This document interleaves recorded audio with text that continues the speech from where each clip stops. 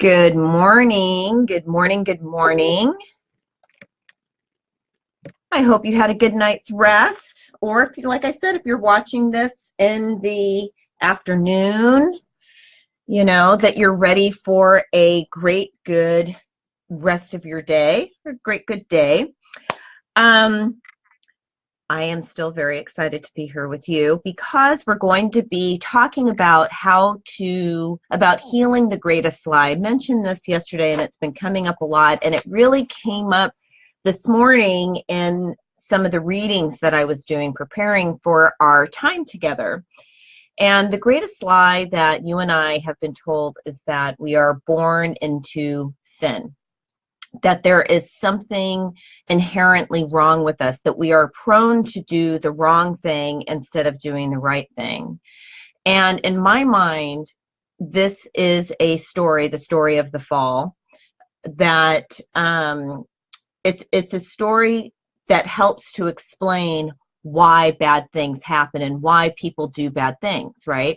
So every religion, whether you're a Buddhist or you're a Taoist or you practice any of the Abrahamic faiths, they all seek to explain why there is evil in the world, why bad things happen to good people, why there is natural disaster. So, they have a picture of the creator as being vengeful, or maybe you just have, you have karma. There are all of these things that we're always seeking to resolve. Why do we have pain and suffering on this plane?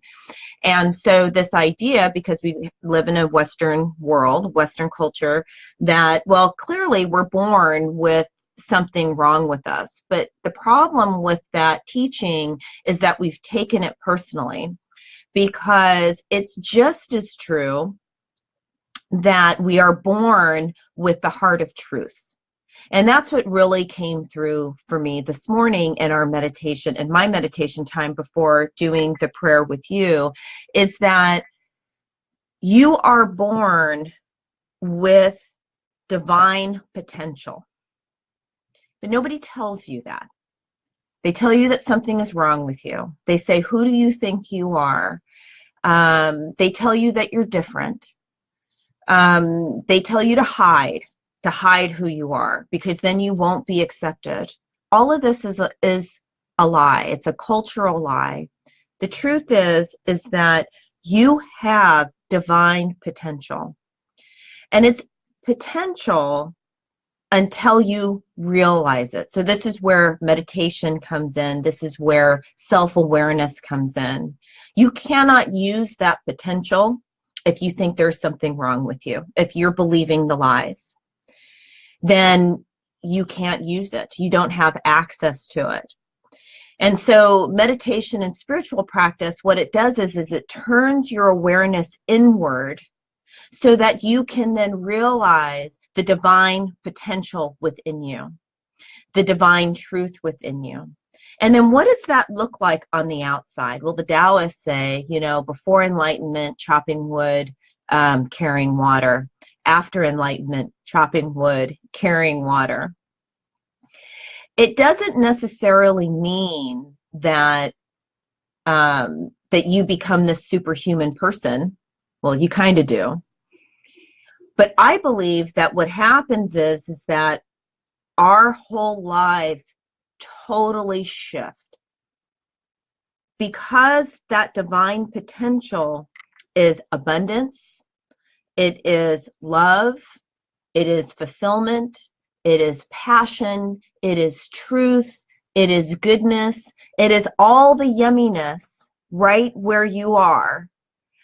And when you realize that, your life, your external life reflects that. Now, we keep talking about this because yesterday we talked about it too, that doesn't mean that you won't have pain. If if you fall down, you break your arm, it's going to hurt. We're going to have those kinds of things happen, but it's the context in which you put them. So oftentimes we take things so personally and we think that there is something wrong with us. Hi, good morning. But there isn't. And so that's really what we're going to be praying on today. And I know it seems really big, We talk a lot more about this in the spiritual mentorship program to really get into the energy of this. But if you could just know for today that divine potential is right where I am, and the only work I really need to do is to look inward and to seek it within. Every mystic, every tradition has its mystics. Every tradition has its mystics, and they all speak the same language, and they all say the same thing: to sit in silence, to go within, that where you are is holy ground, that where you are, there is Atman, there is the Buddha nature, there is this something that will set you free. So it's not going to come from the outside. The action is to look inward. And so I just want us to be in this moment together where we can heal this lie. You know, I when I have clients come and I listen to them, and you can listen to people's language and you can get a really good idea of why they're having issues in their external life. And the way that people talk about themselves and to themselves, they don't even hear it because it's on automatic. It's so painful. You know, we grow up usually in a household or in a culture where people weren't kind to us, and then we continue to be unkind to ourselves in the way that we talk about ourselves. So I would like us to just stop doing that. I want you to listen to your thoughts. I'm listening to my thoughts, and anything that says, you know, you're stupid or you should have done this or what's wrong with you or any of those negative language, the way that you talk about yourself, stop it, because it's not serving you. It's actually keeping you further away from your own truth. Yes? Yes, I know. Things are shifting and happening today. So as I was contemplating this, of course, I went back to our book, Practicing the Presence. If you have this, I hope you're really enjoying it. It's a beautiful book. And I love this part. I underlined it a few times. All I need or ever shall need is to hear the still small voice within me and rest in the rhythm of the divine presence. Isn't that beautiful? That is all I ever need. It's so simple, you'll trip over it, because we have a tendency to make life very, very complex. But if I can just rest in the still small voice within, if I can just touch that divine potential within me, then matter must bow down to that energy. Everything must get out of my way that does not serve me, that is not like that divine potential. Anything unlike it, it disappears. Any discord in my life disappears. This is what we've been taught throughout the ages. And you have this power too. So it really is a secret superpower. That's what I like to call it.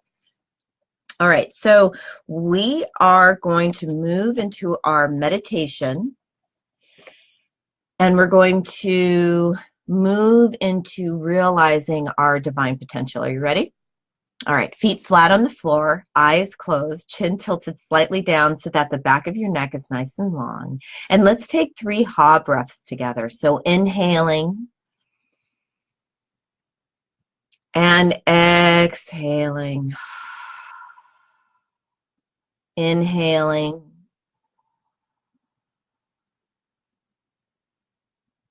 exhaling, inhaling, and exhaling. And in your mind's eye, imagine that golden light coming into the crown of the head and moving down the length of your spine, moving all the way down to the bottoms of your feet. In your mind's eye, the golden light fills the body, moves forth from the body, creating a circle of light all around you, so that the light is in you, it's moving through you, and it's all around you. This light of health, healing, protection, power, abundance. Breathing into the light. Taking your gaze further inward.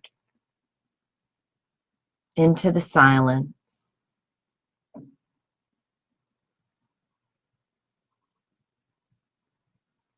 into that space of divine potential. And even if you can't feel it, just know that it's there. Know that it's waiting to rise up to meet you. Breathing.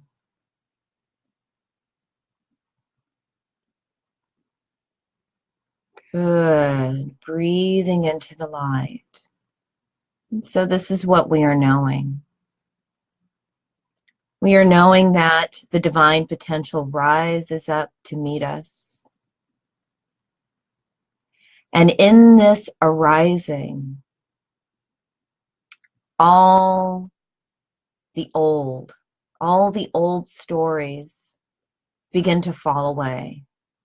The stories that used to define us, that used to define who we are, what we can do, fall away, and we are renewed. We are renewed in this moment. We are renewed in the breath. We are renewed in the knowledge that the divine potential that lives within us, it goes before us and it makes the way clear.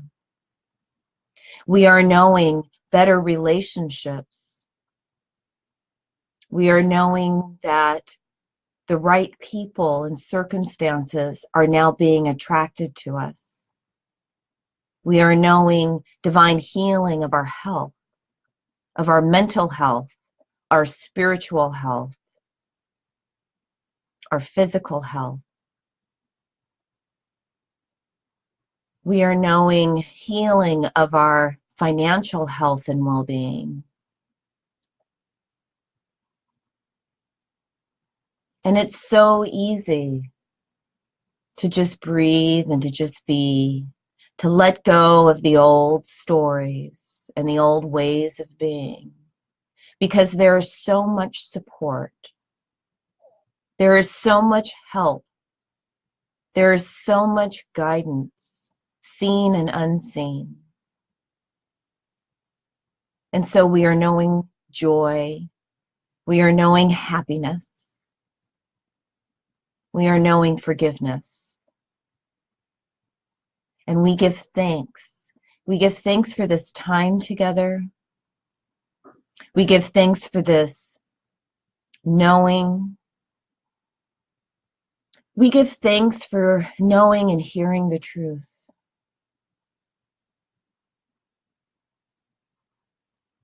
Inhaling and exhaling. Coming all the way back to the room. Go ahead and wiggle your fingers and your toes and give yourself a hug. Give yourself another hug, because you gotta love yourself. I know, I'm a terrible singer. That's okay. I'm going to sing anyway. So I was hearing that there is some unbelief in that there is the divine potential within, and that divine potential rises up to meet us and it moves through us. And so sometimes the work is on our faith. Yes, that, and I always encourage you to do your own research, to really read some of the mystics, to go and read, Rumi, to read the Tao Te Ching, to read, these other teachers, because there are those that have gone before us that have realized this truth. And if they can do it, you can do it. That's the whole point. If they can do it, if they can have this realization, if I can have healing in my life, if your friend can have healing in her life, then you can too.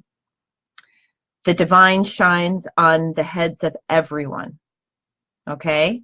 So anyway, that's our day. And your homework for today is to pay attention to your thinking and listen to the thoughts that aren't supportive. Okay? And I just want you to be aware of that. And I will see you here tomorrow at 6 a.m. Bye.